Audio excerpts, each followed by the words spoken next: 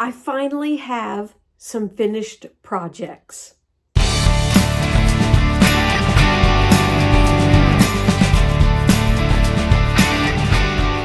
This is Flourish Creatively, podcast number 26. And happy 4th of July. Hi, my name is Jana Kay, and welcome to Flourish, Faith, and Fiber. And I am so glad that you are here with me today. Welcome to my new subscribers. Hello to all of you who have continued to follow me through all the ups and downs and changes and have been subscribed to my channel for many months. And I really do appreciate you all. You can find all the places where you can connect with me down in the description box below. I am on Facebook, Instagram, and Ravelry, as well as my email address below. Yeah, I have finished projects. So let's get started with the fiber portion of this video, and we're going to start with those finished projects.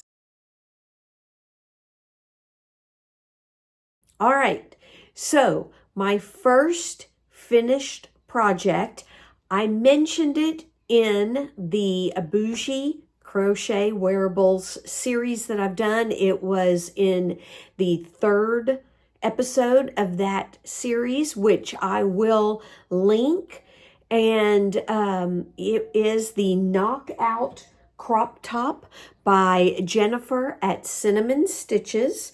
And this is what it turned out to look like. So in that video, you can check that out. I talk about all the, if any changes that I made, what yarn that I used. I did use yarn that was in an advent calendar from 2022, put out by Reggie at J Hook Crochet. But you can find all the details in that video, but I am counting it as one of my finished projects. So check out that video if you want to know more about that pattern. In those videos, I will, in this one as well, link to Jennifer's tutorial on the Knockout Crop Top. All right, second finished project is the project that I made for hashtag hooking up with books that is, I want to say sponsored, hosted by Cassandra at Craftably Ever After and Caroline at Caroline for the Love of Crochet.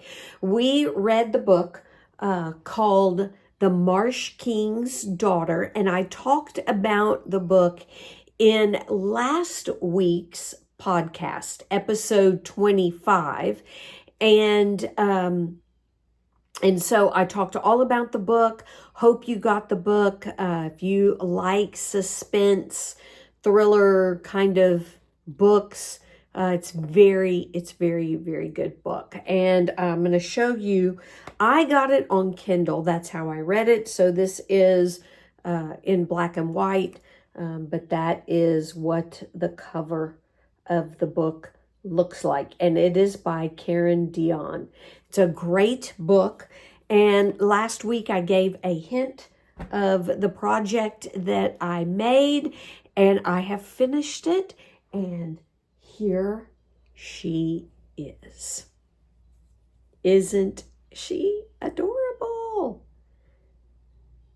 So, the reason I made a frog and with a crown on is because, as the title suggests, the Marsh King's Daughter. So every daughter of a king must be a princess.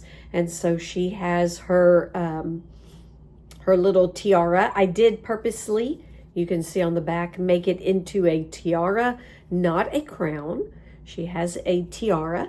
And the reason I made a frog is because before many of the chapters, I don't think all of them, but before many of the chapters, there is the parts of, and I think it ends up being as you read through the book, the whole entire Hans Christian Andersen fairy tale called The Marsh King's Daughter.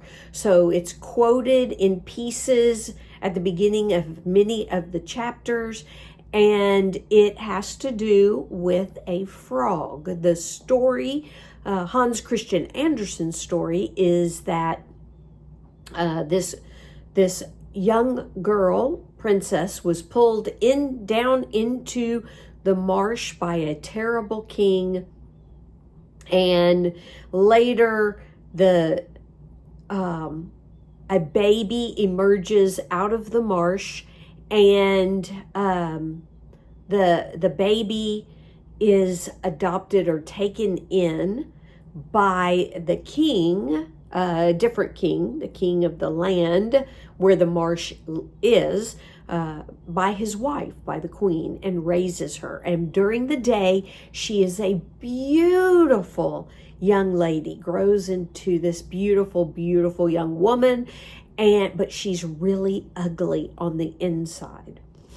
And then at night, the king doesn't know, only the queen knows, that this princess turns into an ugly, ugly frog who is beautiful and kind on the inside. And so I made a frog for that reason, and gave her the crown or the tiara because she is a princess. And I did it in pink, mainly because I had pink, and also just so that you would know that this is a young princess, a female. So the pattern is, and checking my notes. So the pattern is called Fred the Frog, and it is by Smartapple Creations. The website will be linked below. It is a free pattern, and yes, the frog only has 2 legs, which I am so grateful for. So the pattern was super easy to make until I got to the legs. And the reason I found the legs difficult is because it was a tube. So you started in the back and you did this tube that wraps around to the front. You did it, and it was 5 single crochets. And I have tiny hands, and I wear a size 5 ring, so I have fairly tiny fingers, but I can't imagine doing anything smaller than that. 5 single crochets in a magic ring, making a tube, was not fun. And then you made the foot wider, but each toe was also 5 single crochets in a ring. It was not fun. But the rest of the frog was great fun, was delightful. I love this cotton yarn by Hobby Lobby, or bought from Hobby Lobby, 100% cotton. It is a 4-weight, worsted weight yarn. I think the yarn that she used, the yarn that she used in the pattern, so it doesn't say, but she used a 2mm hook. I used a 3mm hook. Now, because I was living in South Africa, where DK or 3-weight yarn is the most common, that is what I started out doing amigurumis with. And so even though this is a 4-weight, I still used a 3mm hook. I cannot imagine doing a tube with 5 single crochets in the round in anything smaller than worsted weight. Okay, maybe DK, but sure, to use a 2mm hook was beyond me. So I love this cotton. And it is in the colorway Sage. So she is in the colorway Sage, or Fred the Frog, if you use the pattern. but this frog princess was done in the colorway Sage. And then for the eyes, I just purchased really quick the DMC embroidery, cotton embroidery floss. I did get a dark green and a black, and so there you can see the embroidery done on the eye. It's not perfect, they're not even, but I basically looked at the eye in the pattern. She used safety eyes and then embroidered around it, and I just looked, because I didn't have that kind, I think they're like cat eyes, and I didn't have that kind of safety eye, and so I just embroidered and practicing my embroidery. The mouth is supposed to kind of curve more into a frown, but it's still embroidered. I did the back stitch to do its mouth. The crown, I came up with it on my own, basically all I did was picots, and I tried to make this one a little bit taller. It didn't work out, but that's okay. She has a tiara on her head. And so that is my Marsh King's daughter, or frog princess. And yeah, so I think she's cute. I'm happy with her, and I loved the book. So check out Caroline and Cassandra, and if you love to read, join us. This book, The Marsh King's Daughter, is to be finished by the 15th. So they go from the 15th of 1 month, it will be July, and they go 2 months. So July to August, August to September, we'll read the next book in the series. And so if you check out their videos, then you can see what the next book is going to be and join us. But I would definitely read The Marsh King's Daughter. And if you're good with amigurumi, you still have about 12 more days to read the book and make a project. And you don't have to be done with the book in order to make a project. So, all right. So that is my second finished object. My third, oh, by the way, I forgot to mention the tiara was made with, these are called tots, by a yarn company in South Africa called Moya Yarns. And yeah, this is just, I got a tot and a bright pink one, and it is also 100% cotton. All right, my third project, ta-da, I finished my coffee morning socks, and look at the pattern. Isn't it beautiful? I love it. I love the ribbing. I did it down the foot, but I have actually finished and can share this for summer sock camp, but I've finished this pair of socks. It's really nice because this, the pattern makes for a really nice thick fabric around the leg. It is also on the top of the foot. You don't have to do it on the top if it feels too thick, but I like the thickness of it. I think it will keep my legs warm in winter when I wear them with my boots. So I do a 20 round knit to purl to cuff. I did 11 rounds of the pattern until I did the heel flap, heel turn, and picked up for the gusset. And then the top was another 11 rounds before I started the toe decreases. And so, yeah, so I like the heel flap and gusset. I have a very high arch, and my husband does too, and I made him a couple of pairs. and they fit really, really well. I was listening to Kay, and if I didn't say it, the coffee morning socks are by Kay, the crazy sock lady. And but I was listening to her talk about when she does striped socks, then she will do the afterthought heel, and where you just keep knitting, you put in markers for where the heel is going to go, but you just knit the tube from the cuff down and go ahead and do the toe decreases and close up the toe and all that, and then you go back and put the heel in.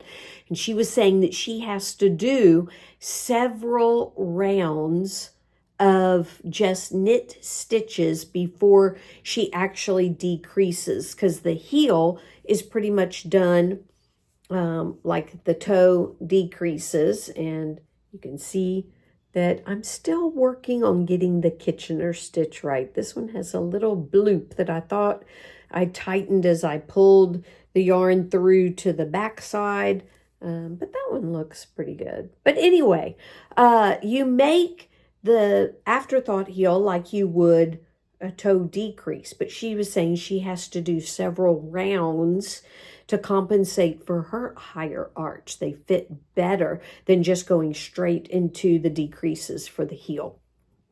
And so I kind of am wondering if the heel flap and gusset isn't just a better fit for people that do have higher arches in their feet, especially mine and my husband's are quite high. And so, yeah, and it's what I know how to do. I think eventually I will try an afterthought heel and just see how that works, because I do want to get more creative with socks, start putting maybe a different color cuff or the heel flap, gusset, toe decreases in different color yarns, and maybe get into striping. But yeah, just I want to be more creative, but I'm taking it slow. Vanilla sock, and now I have done a different pattern, trying out different stitches instead of just plain stockinette. But yeah, very happy and excited about wearing these.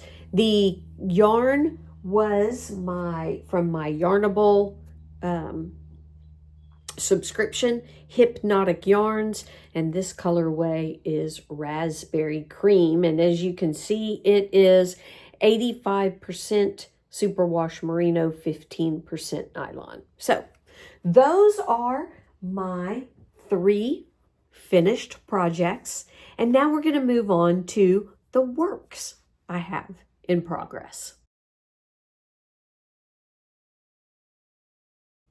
All right, I have a work in progress that I have shared with you. It is the summer, let me make sure I got the name right, Easy Summer Cardigan. It is by Grace at For the Frills, but this pattern was actually put on the Make and Do Cruise website. And so all of that's linked below. And I am almost done. So I have completed, I think when I showed you last week, I had done the back panel and both front panels. And now I have sewn them to the shoulder, and yeah, got both of them sewn on. Haven't woven in many ends. I think I've done one. And now I just need to measure for the arm holes and then sew up the side then for how big. Where's the back? There we go. You know, like where do I want to sew up to, or seam the sides up to. And then I probably will put in a border. The nice thing is the back of the neck, the way it is put on, is already quite high, so it really hits at a good place. And the pattern is lovely. I really like it. So the yarn that I have used for this, oh, and I I'm using my South African bag. I buy a lot of bags, or I bought bags in South Africa, not necessarily from people that sell their bags on Etsy, because living in South Africa, it's very hard. In fact, almost impossible to get mail or anything shipped to South Africa. So this is just a bag with proteas on it that I bought in South Africa. So this yarn is also from South Africa. It is Kismet, and you can tell because it's got it in rands. It's Kismet's Feels Like Cashmere, and it is extremely soft, 100% acrylic yarn. It is in the colorway Silver Mist. It's got kind of a little marling to it, very pretty, and it is a DK weight yarn, and I used a 4.5, but I'm double checking. I think that's what it was. Yes, a 4.5 millimeter hook for this, and I really like it. It is quite long on me. It comes down past my hips because I just wanted something for in air conditioning to throw on and keep me a little bit warm in air conditioning. And so I don't know if I'm going to add any sleeves. I don't think she does in the pattern. And so, and it's not really supposed to meet.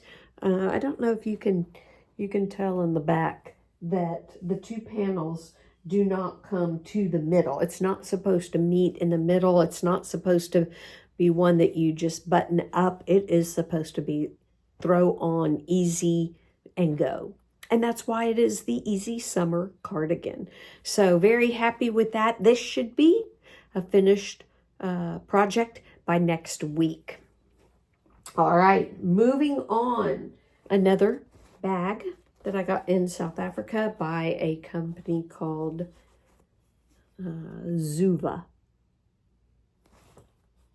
Designs, and they sold their products, their bags. They had woven like baskets that you could put plants in, and so I really like their bags and have a couple of them.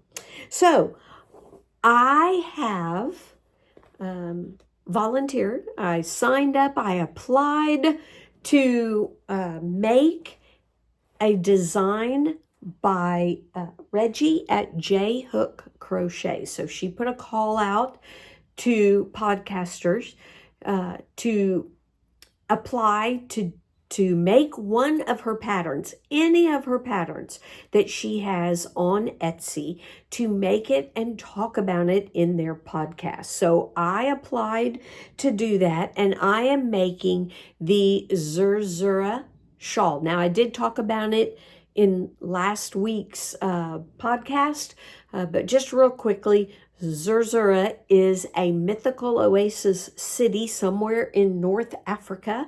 She names many of her projects, almost all of them, after fictional places. And so this is how far I've gotten on the Zurzura shawl. Wow. I was worried you couldn't see the flowers in it, the lacy flowers. I really, really love this pattern.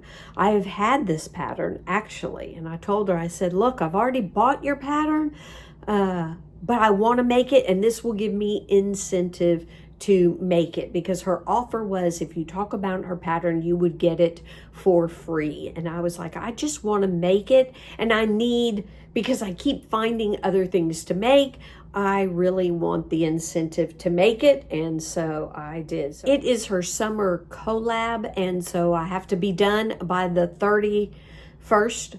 Yeah, August has 31 days, so the 31st of August, but I don't think that it will take me this long. I was so excited about starting it and I love it. It is such a fun pattern. It is a 4-row repeat.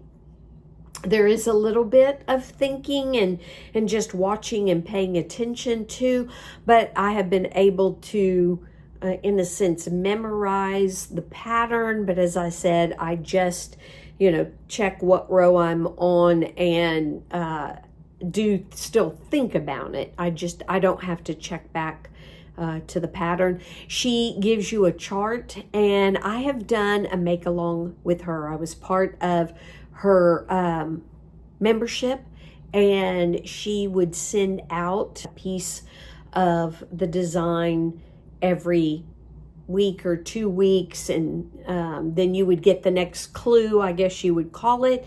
And she sent one of them. We did a shawl, and it was only done in the graph, and I learned how to read that. And so actually for this, that's what I used. I started reading maybe the first row or two, and then I got to looking at the graph that came along with it, and just pretty much exclusively use that for the design. So I love it. Let me tell you about the yarn. So I am, before I get to the yarn, using a 4.5 millimeter hook. I like the tulip hooks. I am a pencil grip. Yes. It doesn't feel like, I don't hold it like a knife. I hold it, like this, like a pencil. And so I find it very comfortable to use. I don't have any problems with my fingers. I've used boy hooks. I do prefer that kind of boy hook head to my needles. So I didn't really need to switch to ergonomic, but I do like these. They're very comfortable.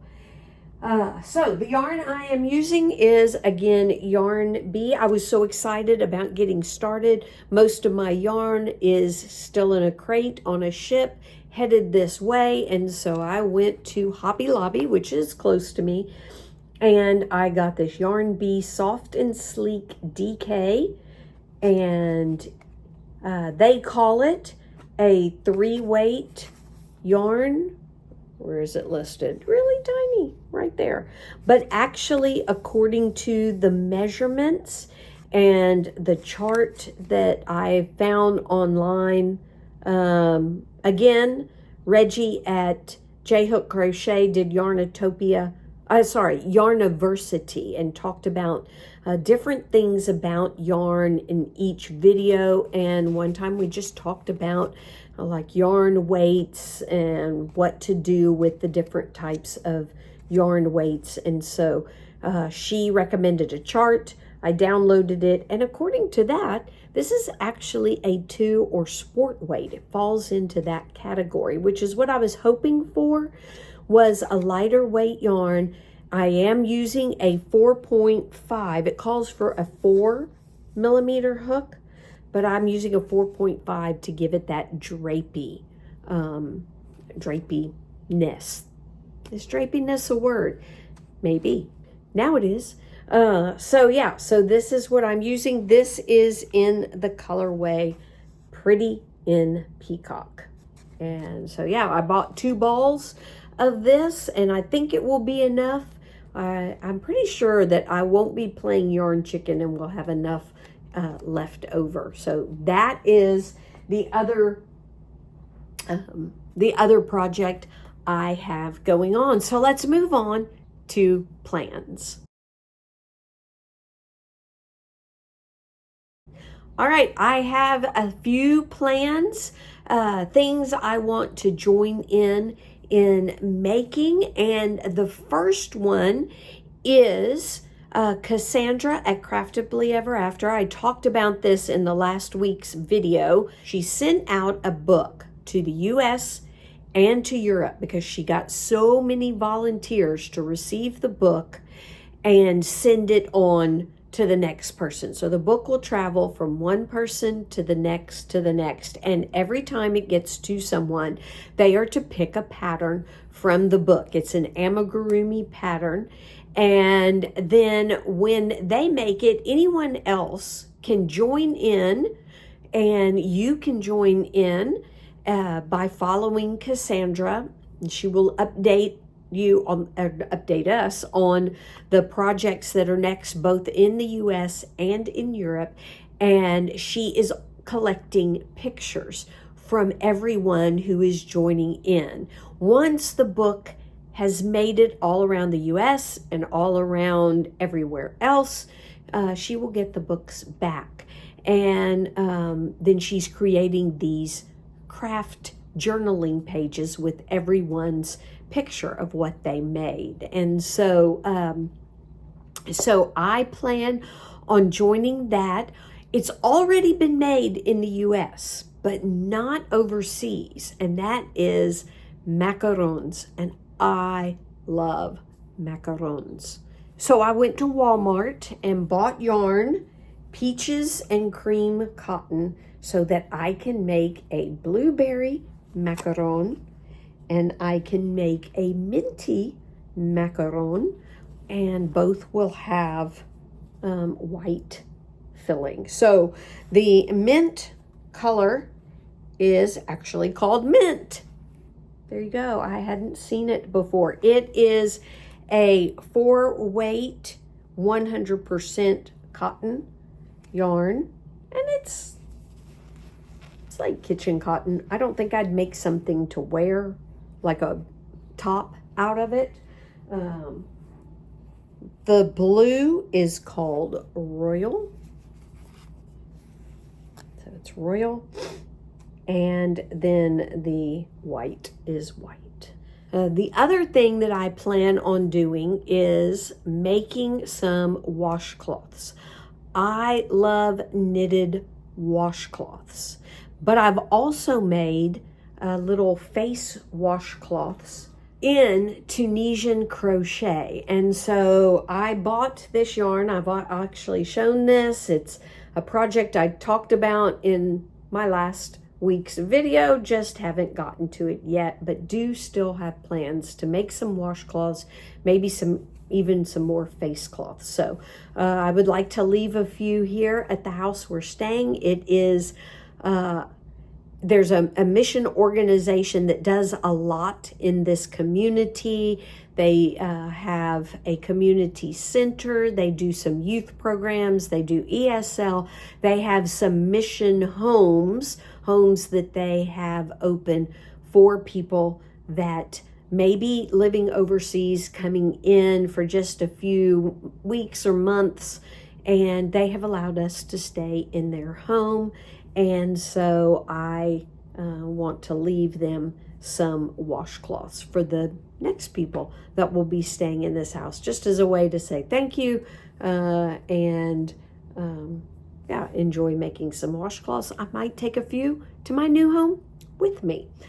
So that is still plans that are in the works. Obviously, I am going to keep working on my cardigan, the Easy Summer Cardigan by Grace, and continue working on that beautiful shawl by Reggie at J Hook Crochet.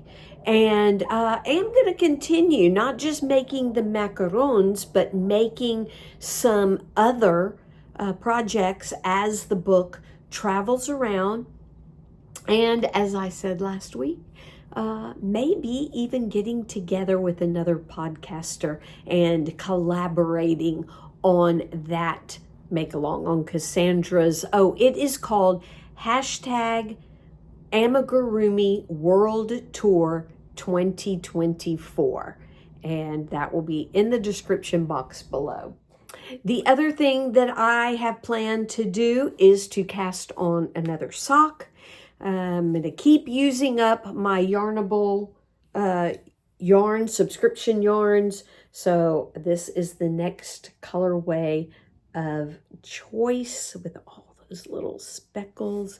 And maybe I might, if I can find I might do some, color changing and add maybe a different color cuff or heel or toe or something like that, or all of them. We'll see. I got to go through my stash, but I saw this colorway, thought it was beautiful. It is called Pollen Party. So it must be from a spring Yarnable. And I don't know if it's this year's spring or last year's spring. It is, again, her plush sock, which is 85% superwash merino and 15% nylon. So this will be the next sock that I will cast on.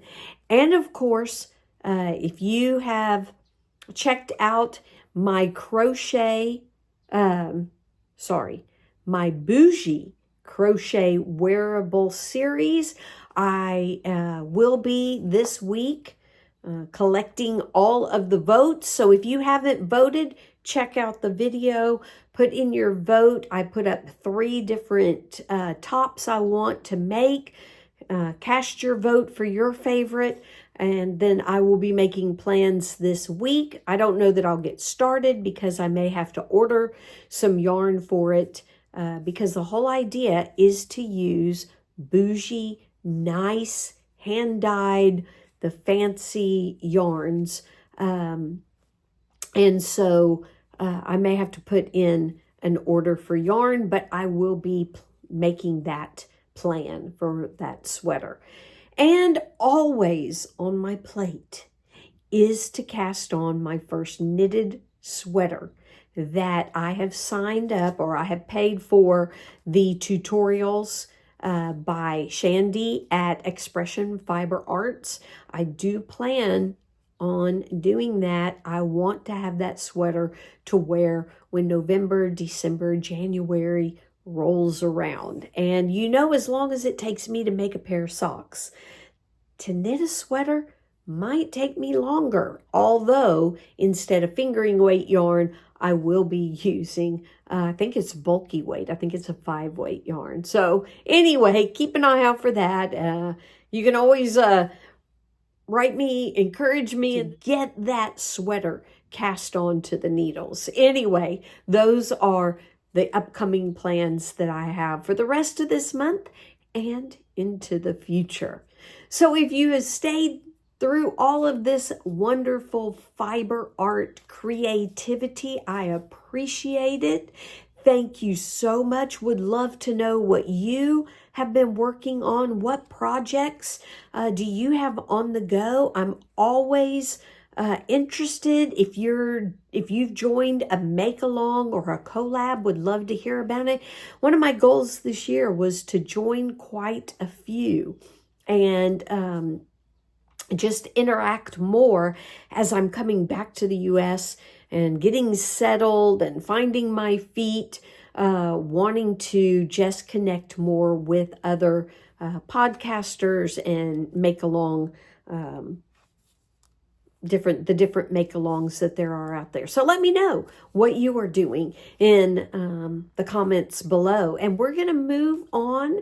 Would love for you to continue with me. We're going to move on to the faith part of this video. So today I am reading from Luke chapter 19. And it's quite a long passage, but it's verses 11 all the way down to 27. So let me get started. As they were listening to this, he, Jesus, went on to tell a parable because he was near Jerusalem, and they thought the kingdom of God was going to appear right away. Therefore, he said, a nobleman traveled to a far country to receive for himself authority to be king, and then to return. He called 10 of his servants, gave them 10 minas, and told them, engage in business until I come back. But his subjects hated him and sent a delegation after him, saying, we don't want this man to rule over us. At his return, having received the authority to be king, he summoned those servants he had given the money to, so that he could find out how much they had made in business. The first came forward and said, "Master, your mina has earned 10 more minas." "Well done, good servant," he told him. "Because you have been faithful in very small matter, have authority over 10 towns." Then the second came and said, "Master, your mina has made 5 minas." So he said to him, "You will be over 5 towns." And another came and said, "Master, here is your mina. I have kept it safe in a cloth, because I was afraid of you, since you're a harsh man. You collect what you didn't deposit and reap what you didn't sow." And he told him, "I will condemn you by what you have said, you evil servant. If you knew I was a harsh man, collecting what I didn't deposit and reaping what I didn't sow, why then didn't you put the money in a bank? And when I returned, I would have collected it with interest." So he said to those standing there, "Take the mina away from him and give it to the one who has 10 minas. But they said to him, "Master, he has 10 minas."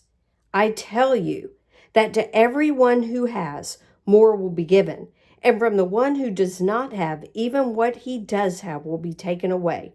But bring here these enemies of mine who did not want me to rule over them, and slaughter them in my presence." A little bit of a harsh story, but I think, the nice thing is that as we talk about what do we learn about God, from Scripture, we know that Jesus is not a harsh or cruel king. He is harsh in a sense that he stands firm by what he has commanded.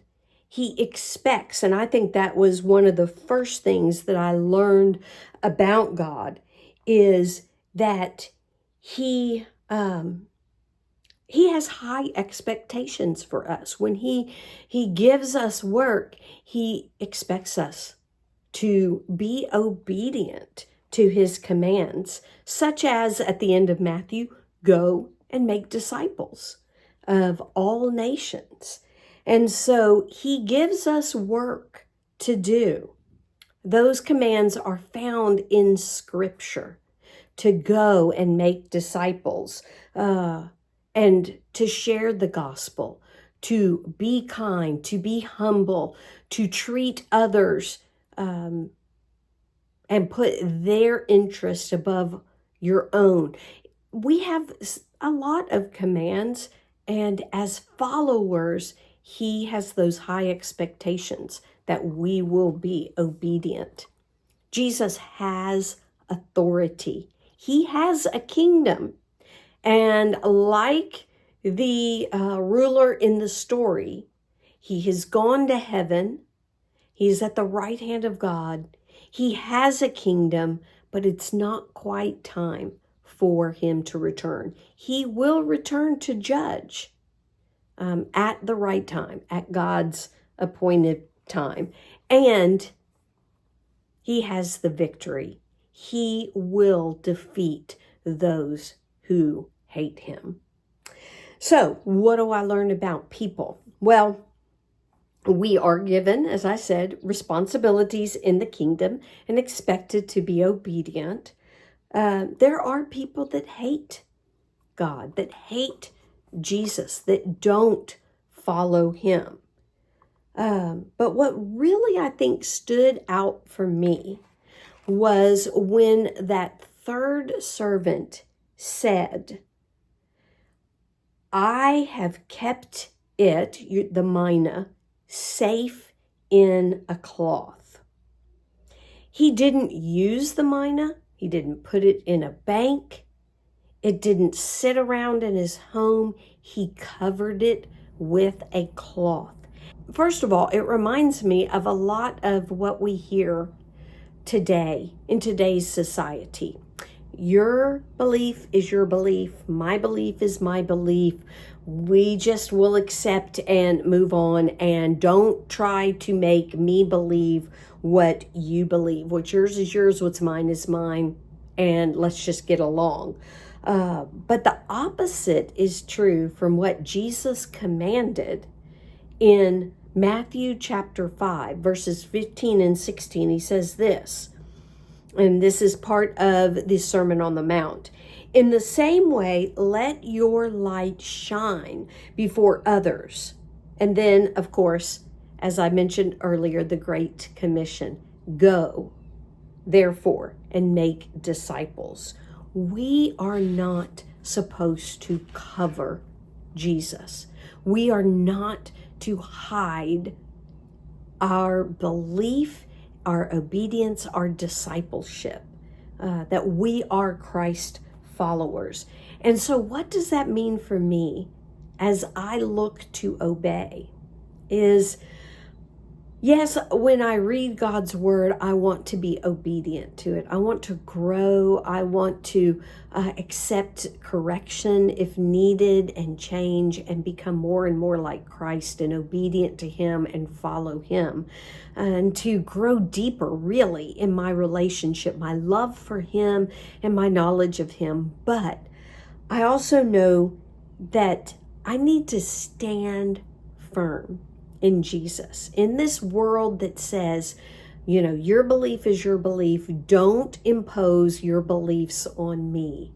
That I need to have a heart for those who don't know him. Yes, some will hate and will become enemies. But for people who don't know, I need to see them with love and compassion and share the good news, stand firm in my faith, and be willing to be bold and share him. Use the gifts that God has given me. What gifts are yours? What spiritual gifts do you have? I have the gift of teaching, and I have shepherding or pastoring is one of my gifts as well. And so I need to make sure I'm helping others, using those two gifts to help others draw closer to Jesus. That's how I want to be obedient, to stand firm, to let my light shine, to not be tempted by the pressures of the world to cover up my relationship with Jesus. It's the best thing that I could give someone is a relationship, to lead them to a relationship with Jesus, to share truth with them. So would love to know, as you read through this passage, what gifts do you have? What spiritual gifts has God given you? How can you use them to further his kingdom for his glory? Thank you for listening this far, for coming with me all the way through to Bible study. I really do appreciate you. It is one of my ways to share the good news and help others grow closer. And it is something I don't ever want to leave out from my videos. And I do know that some watch for the fiber, some watch for faith, some watch for both. But I appreciate you all. And I thank you for joining me. And we'll see you next week. Y'all have a wonderful day and happy 4th of July. Bye-bye, y'all.